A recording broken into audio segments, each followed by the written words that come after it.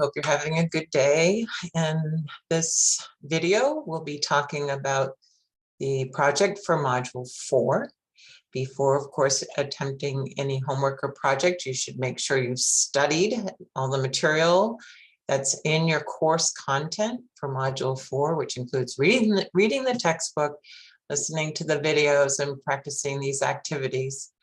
And then, of course, you have the class notes and instructor notes. Now, as far as, I'm going to now open up the actual project. I'm trying to, there we go. And the important thing is to make sure you read these instructions, following them closely. Don't wait to the last minute. Make sure that once you've submitted it, that you can see your actual project with the data you entered. And you want to, again, not wait to the last minute in case you run into technical difficulties, so you have time to react. All right, as far as important thing to do here is to enter your eCampus username properly. That's not your student number. Careful about if you have a lot of zeros that you put all your zeros in. Once you do that, you'll notice these values will change to numbers, as you've seen from prior projects. So in this example, you're making quilts, and you have a supervisor and 3 laborers, a measurer, cutter, assembler. You expect to produce 20,000 quilts. Each of the laborers will work 2,000 hours, and then there's the 3 of them.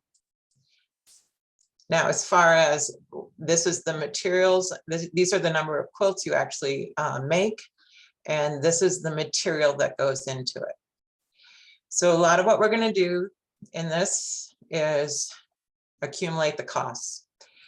The very first thing that's done is an overhead rate. A predetermined overhead rate needs to be determined. In order to do that, management will estimate all of its manufacturing overhead for the year. And you have the information here. You need to figure out how much it amounts to per year.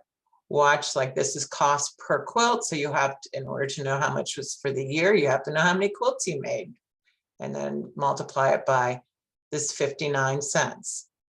Where do you get the number of quilts? Again, that's up here. Okay, so you need to follow the details here to determine the amount per year.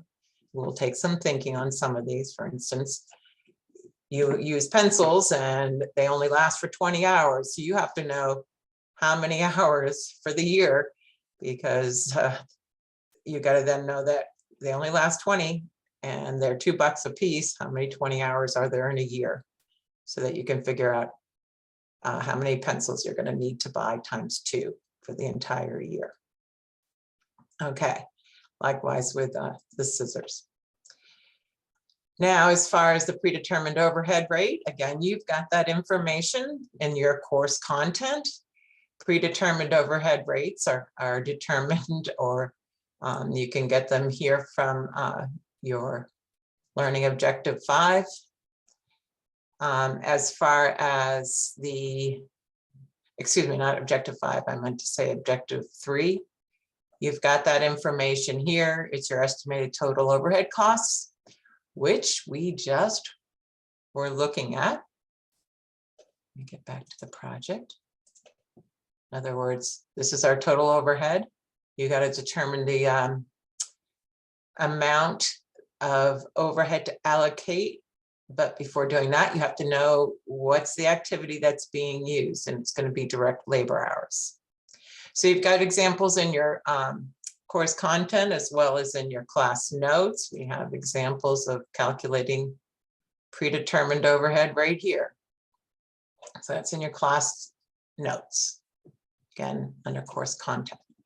Once you get your predetermined overhead rate, you can then go about figuring out how much a particular job costs. Well, we're going to have to figure out how much this job we have that it requires selling WVU themed quilts to WVU.